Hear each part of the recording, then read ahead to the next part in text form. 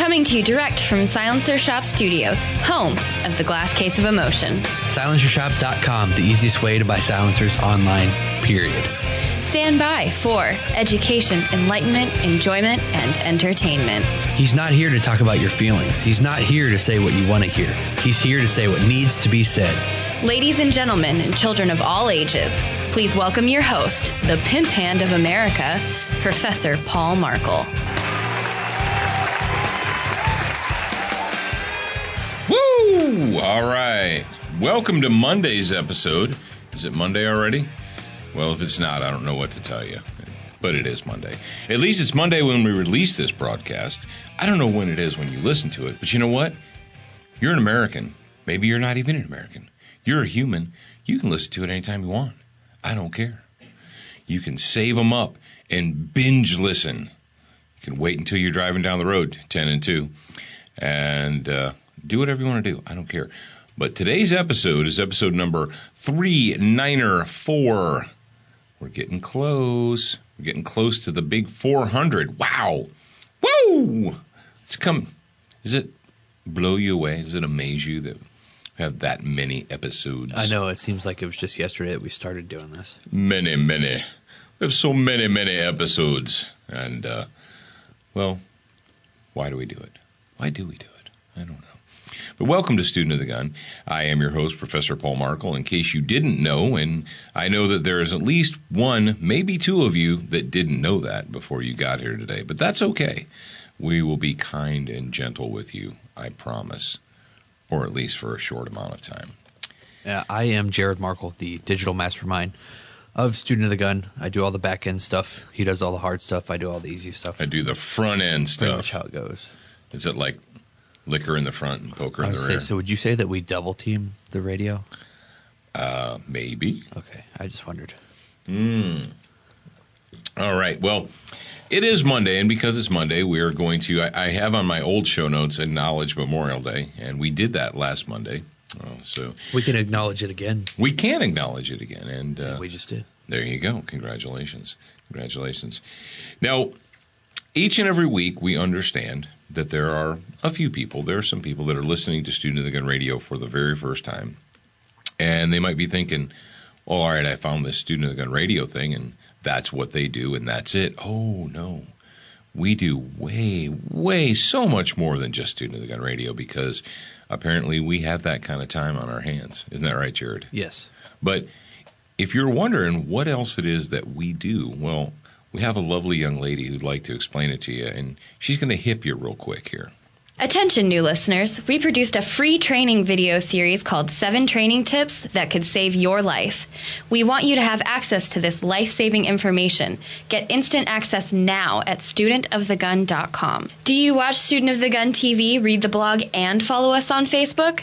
If you answered no to any of those questions, you are wrong, but you can easily fix yourself. Go to studentofthegun.com to find everything SOTG. All right, and today's Monday, and because it's Monday, we're going to do a motivational moment for the troops overseas. And here is your motivational moment. Get a hobby. Yes, absolutely, get a hobby. And you're like, well, a hobby? Well, I've got a job, man, and I know some of you think that drinking beer is a hobby, but it's really not. Get a hobby. Do something that is 100% not related to being in the military. Do something other than that. Read poetry. Watch films. And not just pornos. Get a hobby.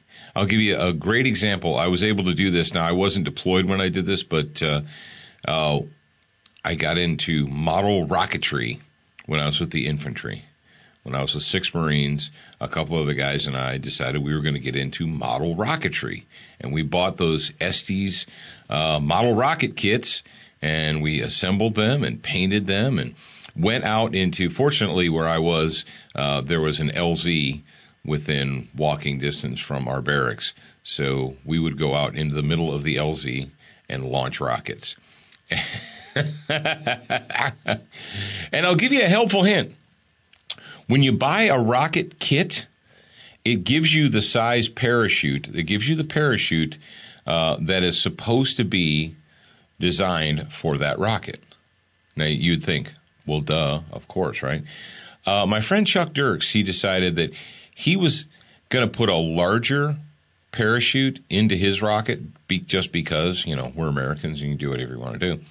So he launched his up there, and the parachute opened, and instead of coming down, it just drifted. And a breeze caught it, and there it went. And we watched it. It was like watching a helium balloon go bye-bye. They're supposed to go up, and you watch them, and they deploy, and then they come back to Earth, and you recover them, right? He actually had to chase it down like several miles. It was kind of funny. But so my motivational moment to you troops overseas, and what the heck if you're in the United States, get a hobby, and get a hobby that is not related to being in the military. Follow the words of Musashi and do something completely non-military oriented. All right, continuing with our Monday theme, it is time for a SWAT Fuel Warrior of the Week. Now remember, if you are the SWAT Fuel Warrior of the Week, you get a free bottle of 9mm plus P. But if you're not, just go to SWATfuelstore.com and use the promo code SOTG2015. Right? Yes. Sounds good to me. Yeah, you go to SWATfuelstore.com, use SOTG2015. And if you're a member of the grad program, you get a separate code. You can go to studentgunradio.com, click on the partner discounts page, and all of that stuff is there for you, and you can only access that if you're part of the grad program. So go there and do that.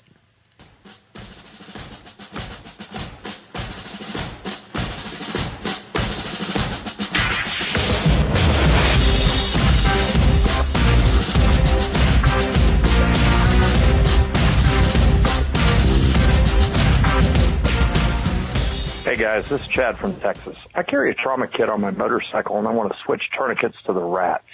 How well do they withstand the constant heat of summer and road conditions? Thanks. Okay. Jared, tell him what he needs to do to get his stuff, and then I'll answer the question. Chad from Texas. Email Alex, ALEX, at studentofthegun.com. Send her your name, mailing address, phone number, and include your email typed in the body. All right. The rats and summer and road conditions. Now, I wouldn't think that your trauma kit would be exposed to road conditions, although I'm guessing that you're thinking. Now, I don't know what your motorcycle setup is, whether you have saddlebags or whether you have the clamshell thing or whether you just have the little super secret compartment there. But either way, I'll tell you this. The kit, well, like any other object, whether it's an emergency kit or whether it's guns or what have you, if it's exposed to constant heat and humidity, it is going to have an effect on it, even if whether it's a rat's tourniquet or not. Now, we haven't had enough experience with them. Our tourniquets are always on our bodies. So if it's super hot outside and I'm keeping my body cool, then I'm keeping the rats cool. Just like if it's super cold outside, but I'm keeping my body warm, then I'm keeping that warm. If you have anything that's vacuum sealed, whether it's bandages or gauze or what have you, I would expect that if you put them in, like I said, a carrying compartment in your motorcycle, it's probably going to get super hot inside of there and cause it to expand. Now, there is an elastic component, an elastic core to the rat, and if it does get constantly exposed to not only heat but sunlight, heat is one thing, but direct exposure to sunlight is another. And direct exposure to sunlight is really what degrades it the most, although over time it would. I can't really answer that question for you, but I can tell you this. That you should keep your gear, if you're keeping yourself cool or warm, whichever it is. If you're protecting yourself from the elements, protect your gear from the elements. And I think I know what your thought process. You're thinking, well, I've got this on the motorcycle, so anytime I need it, it's on the motorcycle and I can get it, which is a good idea. It's kind of like keeping a pack in your truck. But are you keeping one on your person or just in your vehicle, whether it's a car, truck, or boat, or whatever, or a motorcycle. If you're not with the vehicle, do you have access to your kit? Yes or no? You say, oh, it's no problem. I carry one on me and an extra one in the motorcycle. Then rock on. But yeah, I would try and reduce the heat exposure or the extreme heat exposure to the greatest extent possible. And if you really think it's going to be a problem, that's no sweat. Just put a different kind of tourniquet in there and just drive on with your life. I hope that answers your question for you. But to you out there in the audience, I will tell you this. The whole reason that we did the Pocket Lifesaver is so that you would actually have it on you, so that your emergency gear isn't stored in a vehicle when you need it. Because quite frankly, very often we're away from our vehicles, we need something, and if your trauma kit is locked in a truck 200 yards away, it might as well be on the moon if there's somebody at your feet bleeding to death. So there you go.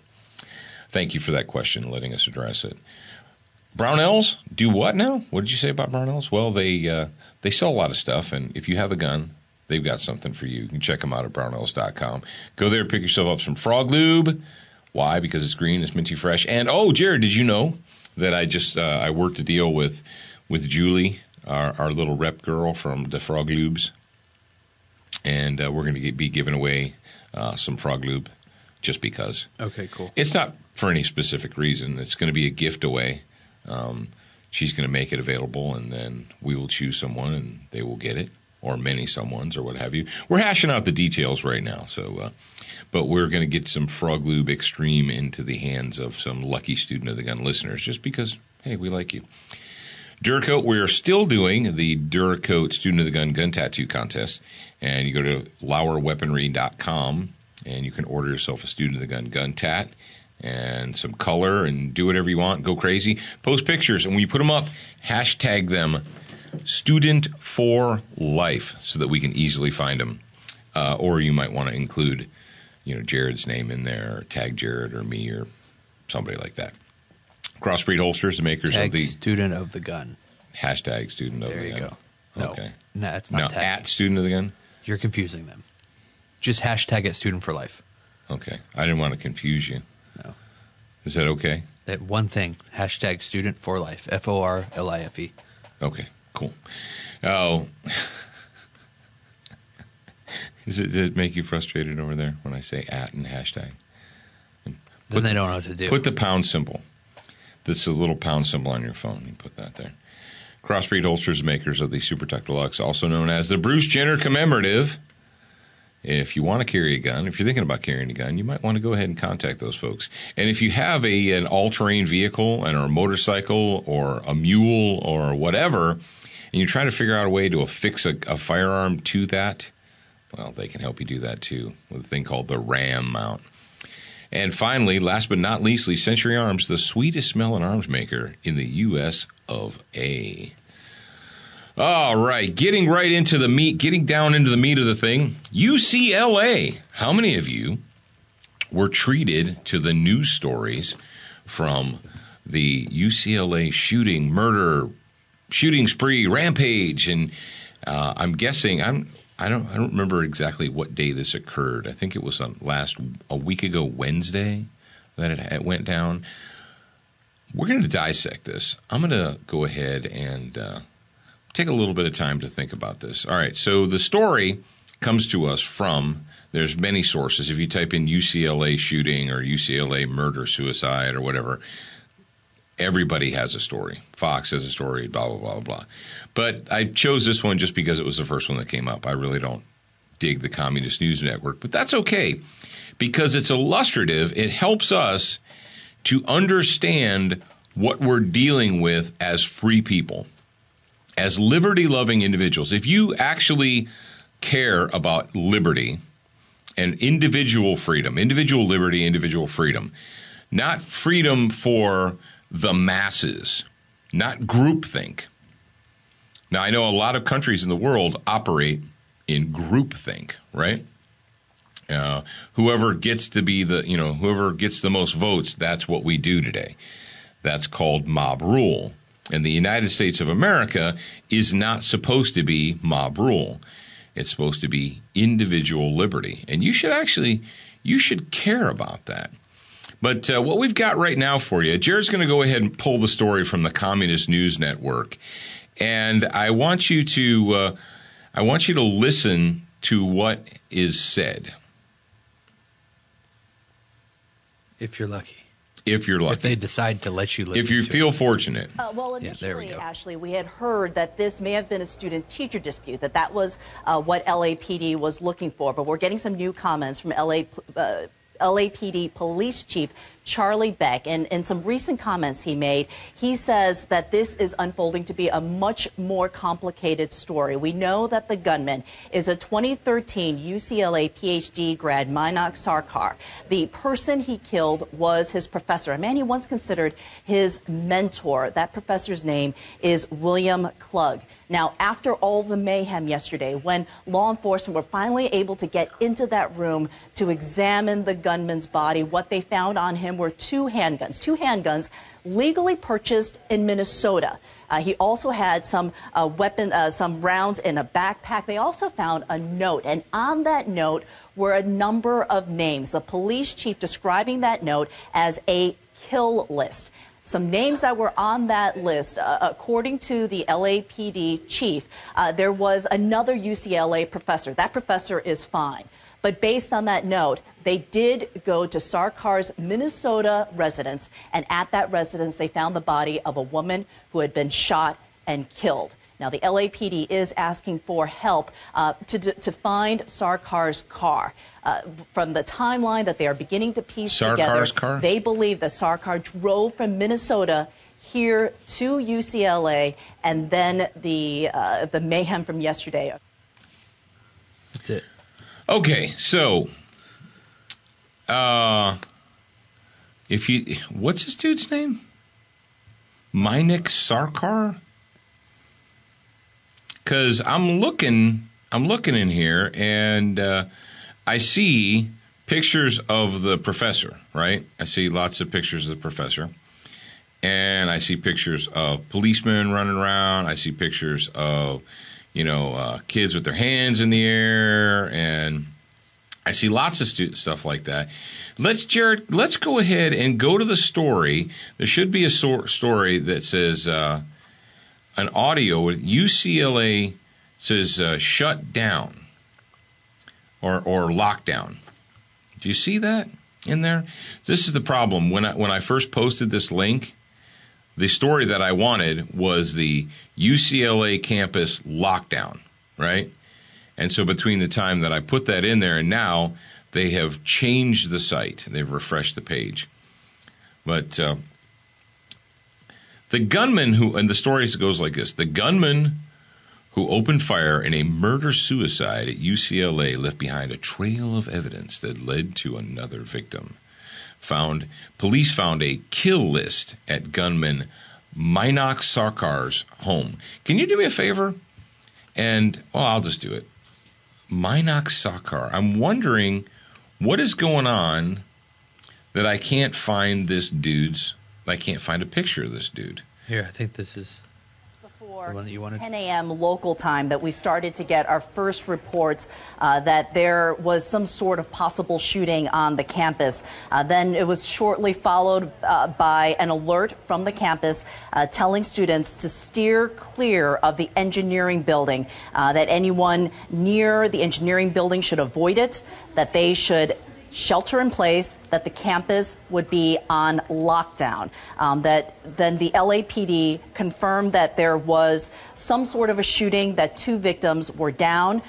We saw an intense police response. You can see it from these aerials. Officers arriving, a large number of black and whites, and the vehicles we've seen have not just been campus. Was that police. racism? It They has just also been the laid down LAPD. A tremendous response. Blacks and whites? We've seen officers wearing tactical gear. They had their long guns drawn, starting to enter the buildings, starting to clear a couple of these buildings, and it was almost immediate. The response was very, very quick. But all right, we're going to, aside from the racism of the reporterette chick right there, this is where I'm going to go ahead and I'm going to step out on my limb here. I have this limb that I step out on. You live in Maine, you say. You live in Wyoming. You live in Florida. You live in Alabama. You live wherever you live in the world, in the United States of America. And a disgruntled individual here, Minock, who I still can't find a picture of this guy. While I'm talking, Jared, see if you can come up with a link to a picture of the killer, okay? So he kills his professor, and then he kills himself. That is called a murder-suicide, right? Now, murder-suicide is not pretty, and it's not nice, but it happens all over the world, all over the United States of America, every single day. I'm sorry that it happens, but this the way the world is. There's 300 million people in the United States of America right now, and 2 of those 300 million are dead. And you say, well, yeah, Paul, that's mean, and that's not nice, and it makes me feel sad, and I'm sorry that makes you feel sad, but how does this affect your life in Wyoming, Michigan, Ohio, Pennsylvania, New York, Florida, wherever?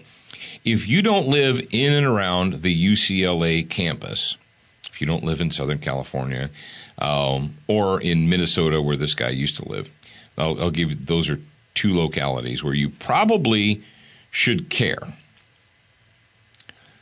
Oh, hang on, Paul. Are you telling me that I shouldn't care? Here's what I'm telling you.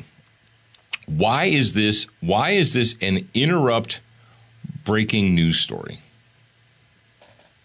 I'm being 100% genuinely serious with you right now in the listening audience. There are 2 people dead. And I'm sorry, but that happens every single day in the United States of America. It happens every day in the world.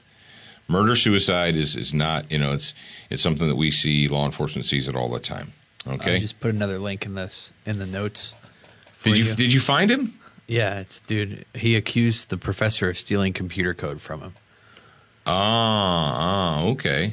All right. So let me see. I'm going to have to reload my Google Drive, my G Drive. I'll go down there. The new link's from ibtimes.co.uk. Now, how is it that the UK, and you know it's sad, Jared, it's sad that we have to go to the UK to get our stories, that apparently CNN doesn't have the ability. And as we're doing this, it's been several days since the story broke. You'd think that the people at CNN would have had the ability to come up with a picture of this guy. Apparently, they don't have the crack research staff that we have here at Student of the Gun University. But so here we got a dude, and he's got some, looks like he's wearing his glasses there, and stolen computer code was a dispute. Now, I don't know this guy's national origin. I don't know if he is...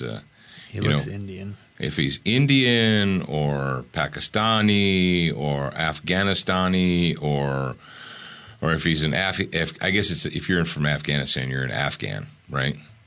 Or Pakistani, or what his deal is here. But here's what I know. I know that his skin has a darker pigment than his victim. And so when your skin has a darker pigment than your victim, here's what we do. We put the picture of the lighter pigmented person up there. And that's the way the United States journalism runs today. Do you think, Jared, seriously, and listening audience, seriously, do you think that CNN neglected to put a picture of this guy up because he looks like a Hodge? Because he has dark skin like a Hodge? No idea, probably. There's no reason they couldn't have. Well, I mean, like I said, the CNN doesn't have the crack research staff. But why would you put a picture? But you said that why would you want to put a picture of them? Because it just gives them their fame. Yeah, that's right. So you said that. Why right. now do you want pictures? So do you think that if the killer was a skinny white cracker from South Carolina, that the lead photograph would be his picture? Oh, you mean like every time that it is? Yeah. If the killer is a Caucasian male, the story leads with his picture. The only time that CNN and all their ilk are not concerned with identifying or putting a picture of the killer up is when they happen to have a darker skin pigment than that douche nozzle in South Carolina did. So, but getting back to the UCLA story, and I'm 100% serious about this. If I'm living in Biloxi, Mississippi, like I am, why do I care? Oh, because it's news. I know that the people at CNN are telling me that it's news, but why is it news? Well, no, it's news, Paul. It's news. Why is it news? How does it affect me as a person living in Biloxi, Mississippi? Does this UCLA murder-suicide have anything to do with me? Does it have any effect on my life whatsoever? And answer the question for yourself. You're living in Texas, Florida, Ohio, wherever you happen to be on planet Earth right now. Does it have any effect on you whatsoever? And if you're honest with yourself, unless you live in L.A., you're probably saying, no, it doesn't really affect me at all. Has no bearing on my life. Did anything in your life change based upon what happened at UCLA? And I'll ask you this. Let's say that you live in East Pig Snort, Arkansas, or you live in Smithville, Pennsylvania, or whatever. You live in Philadelphia, you live in Chicago, you live in New York, live wherever. And, Jared, do you think there was a murder-suicide in Chicago or New York or Detroit or Miami during the last week? Bet you there was. Why isn't it national news? Well, because it happened at UCLA, man. Everybody knows UCLA. They know what that is. So the locality makes a difference. And what do we see here? And what have we been telling you forever? The initial reports were what? So the only victims in California at UCLA was there was one victim, okay, a professor who was murdered, and then you had a grad student, who killed himself. So 2 dead people. They locked down the campus. They sent everyone into an abject panic, and that's what I wanted to get at. There are news stories, pictures of SWAT teams running through the hallway. They have no idea what they're even looking for. And Jared, I want you to, when I was listening to the stories earlier, one of them, they had, can you do me a favor and scroll through? And, oh, I know. Hey, Jared, your Uncle James sent us a news clip. And he sent it, it was one of these news clips, and he attached it to you and I, and it was via Facebook. And it was all about how they were profiling 6-foot-tall white men in UCLA at the campus. And there was a quote from one of the talking heads, and he said, hey, this is what just needs to happen. I want everyone in the Student of the Gun listening audience to hear. But before that, I want you guys all to think, if you paid attention to this story, and I know a lot of you have jobs, and a lot of you work, a lot of you have lives, and you don't have time to focus on what's going on in Southern California. But what I'm seeing right here, I'm seeing hundreds, literally hundreds upon hundreds of police officers running around in SWAT gear, running around in groups. We've got helicopter footage. We've got armored SWAT vehicles with the rams, the battering rams, rolling down the street. And I know that the battering rams are probably on there all the time. Don't write me letters. We've got students, dozens, if not hundreds of students being paraded out with their hands up. The entire campus is locked down. It said it paralyzed downtown Los Angeles. For why? Well, there was a murder-suicide. Did you get that yet, Jared? Did you find that link? No, you can't find it? All right, well, do me a favor, Jared, if you will. I found it. Oh, you found it? Okay. All right. If you can play it, that would be great, because I really want the audience to listen to what's going down here. Information about who the shooter is. And these are live pics. Trace Gallagher, are you watching this? That's just a search, right? We are watching this, Shep, and yeah, just a search. This is standard. I mean, that's anything. Remember, the initial description that went out was a white male who was 6 feet tall. So if you're walking around anywhere in this building and you happen to be a white male and you happen to be close to 6 feet tall, that's what's going to happen to you. You have to drop to your knees, take off your backpack. The backpack is then searched, and then they send you on your way. That is happening. We've got a camera focused on here, but That's it. So the initial description is a 6 foot tall white man. Jared, did you pull the thing of Malik Sakar? Yeah, he's definitely 6 foot tall white man. Is he a 6 foot tall white man? No. And they said that they're being reasonable. They're like, this is what you need to expect. If you're in the area and you're a white man who's about 6 feet tall, you need to get on your knees, put your hands over your head. Can you imagine if they would have said it was a 6 foot tall black man? The rage, the outrage from the Al Sharptons and the Black Lives Matter, if you had 6 foot tall black men being put on their knees and searched. Well, there's a shooter at large. There's an active shooter. There's a shooter at large. There never was an active shooter. Folks, do you understand this? There never was an quote-unquote active shooter. It didn't happen. There was not an active shooter. It was a murder-suicide. He killed his victim, then he killed himself. And yet, what are we treated to? And you say, Paul, what is your point? And I'm going to tell you exactly what my point is this. Ignorance, distraction, guilt. Distraction and guilt. Do you believe in your heart of hearts that they're not going to take this whole thing and run with it? What do we get from there? He legally bought 2 guns in Minnesota and then transported them to California. But I thought that California had lots and lots of, they have gun control laws, and gun control laws stop people. Isn't, Jared, I'm going to go out on another limb here. Don't you believe that UCLA is a gun-free zone? Yeah. So, but didn't this bad guy know that he was breaking the law? He was breaking the rules, man, the policy. He violated school campus policy by bringing these guns on there. Yeah. And they're like, oh, it was the police response was really super fast. It was almost immediate. Was it fast enough to keep the professor from dying? Well, no, butthead, it wasn't. I mean, obviously. Exactly. All this smoke and mirrors, all of this nonsense that you see has nothing to do with stopping bad people.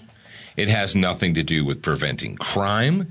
It has nothing to do with student safety. It has everything to do with control. We think that there might be, and unfortunately, there are so many news clips. I read one news clip, I listened to one news story, and they said police have identified the victim and who they believe is a shooter and do not believe there is any danger or threat. There's not an active shooter. And then in the exact same breath as saying those words, they said, however, to exercise caution, I can't even think of the words, as an act of caution, we're going to continue clearing the buildings room by room. Or out of an abundance of caution. Out of an abundance of caution, we're going to continue to search and clear room by room. What? That doesn't even make any sense. Out of an abundance of caution, we're going to continue to clear the campus room by room. You just admitted, first, They had no idea what they were dealing with. They thought there was a white male aged 6 feet. Then they realized that there wasn't a white male aged 6 feet. Then they said, well, we've identified the victim and the shooter, and we have no more reason to believe this is an active shooter situation, right? But out of an abundance of caution, we're going to continue. Continue what? Why would you continue the sweep and clear and we got everybody down on their hands and knees? And why would you do that?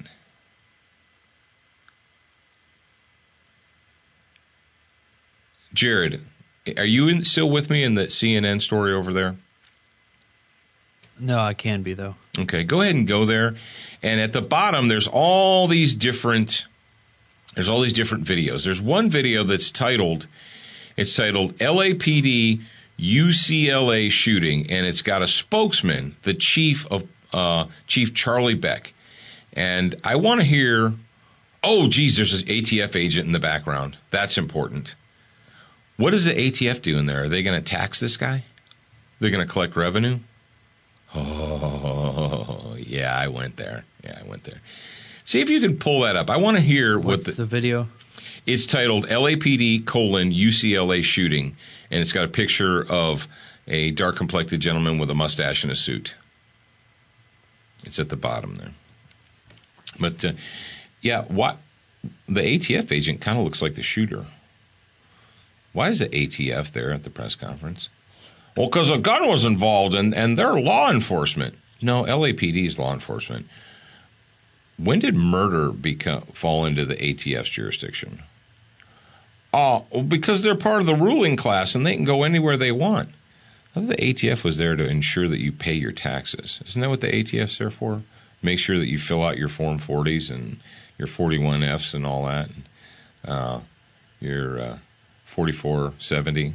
That's what the ATF's for. They're there to make sure that you peasants pay your proper taxes. I'm not sure what the ATF is doing in an active crime scene, but that's just... Are you talking about at the bottom of the page or right underneath the top video? Right underneath the video. Yeah, there's all those different little small videos, and they have all different titles. UCLA shooting is a murder-suicide? No, it just says UCLA shooting. LAPD. It says LAPD UCLA shooting. It's not on my page. It's not on your page. Did you scroll back and forth? No, but if you click on it and then you put a link in the show notes, then I can get to it. See what the problem is with the show notes is it's all one link and there's like various things. So that's okay. We'll just go with that. Folks, this is the point that I wanted to drive home to you. Step number 1. Unless you live in LA or I guess in Minnesota, this story in no way affects or should it affect your day-to-day life. And so you need to ask yourself, why was it put in our faces constantly, nonstop by CNN, MSNBC, ABC, CBS, all these? Why is that? What is the purpose of that? Is it to distract you? Is it to make you feel guilty? Why is that? And why is it that when we have, quote unquote, a suspect at large, never forget, right now we've entered into new territory in the United States of America, that the moment that we can justifiably say the words suspect at large,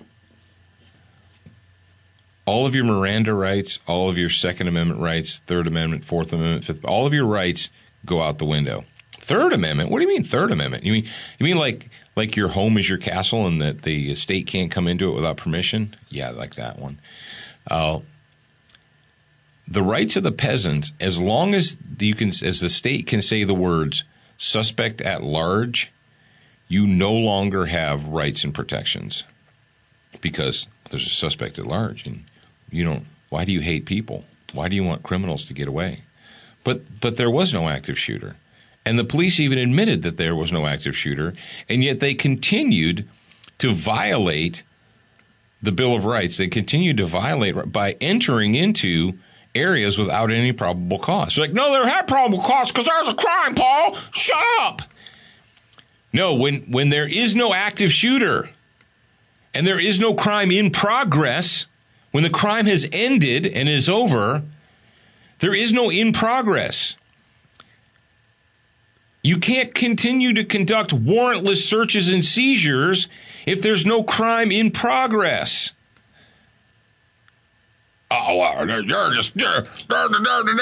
Folks, do not doubt me for 1 second. You are being conditioned to believe that in the interest of safety, all of your rights can and indeed should be suspended for your own good. And this UCLA murder-suicide is just one more in a number of incidents. But that's okay.